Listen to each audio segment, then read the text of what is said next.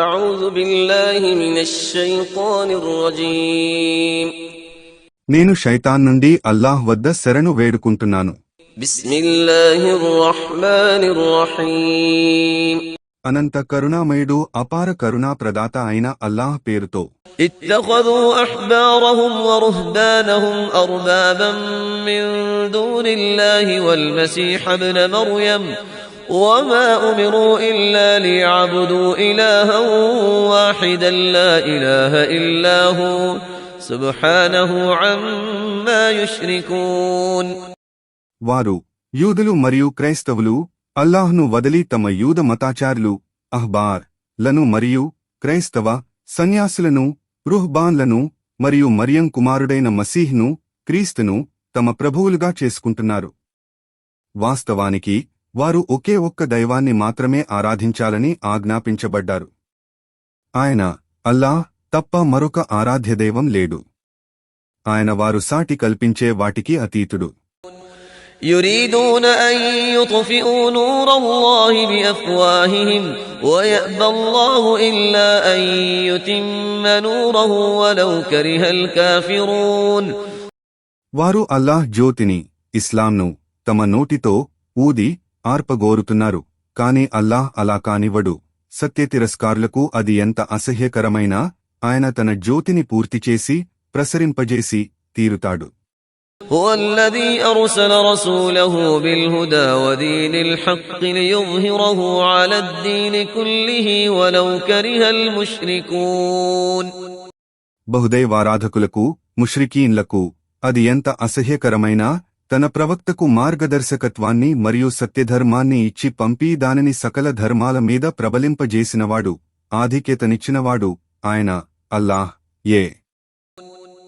يا أيها الذين آمنوا إن كثيرا من الأحبار والرهبان ليأكلون أموال الناس بالباطل ويصدون عن سبيل الله والذين يكنزون الذهب والفضة ولا ينفقونها في سبيل الله فبشرهم بعذاب أليم. ఓ విశ్వాసులారా, నిశ్చయంగా చాలామంది యూద మతాచారులు అహ్బార్ మరియు క్రైస్తవ సన్యాసులు రుహ్బాన్ ప్రజల సొత్తును అక్రమ పద్ధతుల ద్వారా తినివేస్తున్నారు మరియు వారిని అల్లాహ్ మార్గం నుండి ఆటంకపరుస్తున్నారు. మరియు ఎవరైతే వెండి బంగారాన్ని కూడబెట్టి దానిని అల్లాహ్ మార్గంలో ఖర్చు పెట్టరో వారికి బాధారకమైన శిక్ష గలదనే వార్తను వినిపించు. يوم يحمى عليها في نار جهنم فتكوى بها جباههم وجنوبهم وظهورهم هذا ما كنزتم لأنفسكم فذوقوا ما كنتم تكنزون. ఆ దినమున దానిని జకాతివ్వని ధనాన్ని ఆ వెండి బంగారాన్ని నరకాగ్నిలో కాల్చి దానితో వారి నుదురుల మీద ప్రక్కల మీద మరియు వీపుల మీద వాతలు వేయబడతాయి. అప్పుడు వారితో ఇలా అనబడుతుంది, ఇదంతా మీరు మీ కొరకు కూడబెట్టుకున్నదే, కావున మీరు కూడబెట్టుకున్న దానిని చవి చూడండి. إن عدة الشهور عند الله 12 شهرا في كتاب الله يوم خلق السماوات والأرض منها 4 حرم ذلك الدين القيم فلا تظلموا فيهن أنفسكم وقاتلوا المشركين كافة كما يقاتلونكم كافة واعلموا أن الله مع المتقين. నిశ్చయంగా నెలల సంఖ్య అల్లాహ్ దగ్గర 12 నెలలు మాత్రమే. ఇది భూమ్యాకాశాలు సృష్టించిన దినం నుండి అల్లాహ్ గ్రంథంలో వ్రాయబడి ఉంది. వాటిలో 4 నిషిద్ధ మాసాలు. ఇదే సరైన ధర్మం. కావున వాటిలో ఆ 4 హిజ్రీ మాసాలలో మీకు మీరు అన్యాయం చేసుకోకండి.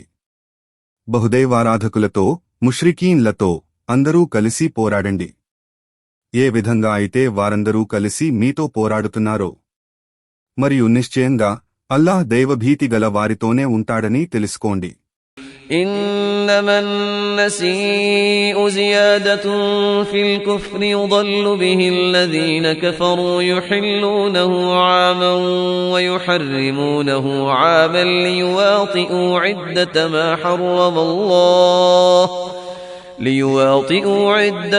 حرم الله فيحلوا ما حرم الله زين لهم سوء أعمالهم والله لا يهدي القوم الكافرين. నిశ్చయంగా నెలలను వెనుక ముందు చేయటం నసీయు సత్యతిరస్కారంలో అదనపు చేష్టయే. దానివల్ల సత్యతిరస్కారులు మార్గభ్రష్టత్వానికి గురి చేయబడుతున్నారు. వారు దానిని 1 సంవత్సరం ధర్మసమ్మతం చేసుకుంటారు, మరొక సంవత్సరం నిషేధించుకుంటారు.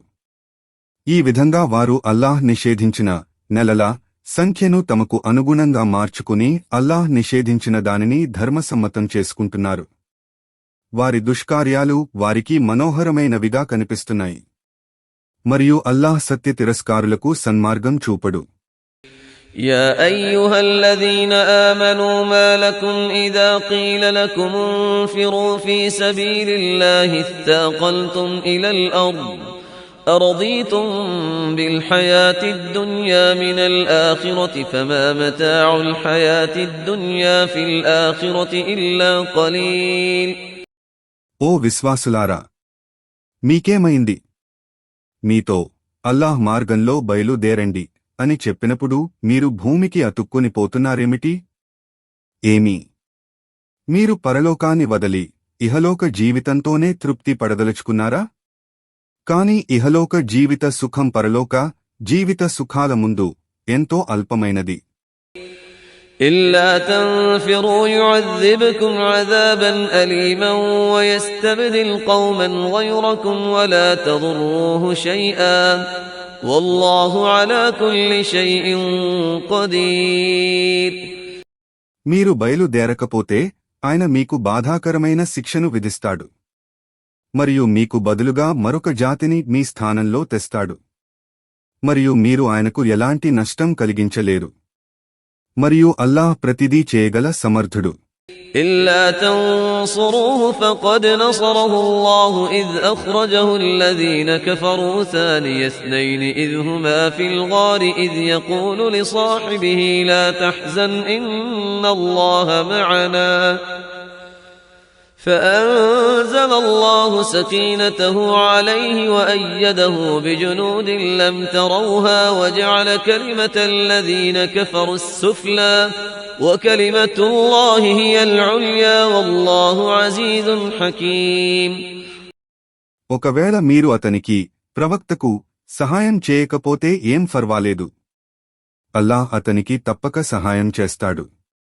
ఏ విధంగానైతే సత్యతిరస్కారులు అతనిని పారద్రోలినప్పుడు అల్లాహ్ అతనికి సహాయం చేశాడో, అప్పుడు అతను ఇద్దరిలో రెండవ వాడిగా సౌర్ గుహలో ఉన్నప్పుడు అతను తన తోటివానితో అబూబక్ర్తో నీవు దుఃఖపడకు, నిశ్చయంగా అల్లాహ్ మనతో ఉన్నాడు అని అన్నాడు.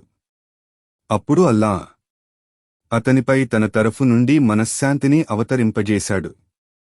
అతనిని మీకు కనిపించని దైవదూతల దళాలతో సహాయం చేసి సత్యతిరస్కారుల మాటను కించపరచాడు. మరియు అల్లాహ్ మాట సదా సర్వోన్నతమైనదే. మరియు అల్లాహ్ సర్వశక్తిమంతుడు, మహో వివేచనాపరుడు. జజాకుం అల్లాహ్ ఖైర్.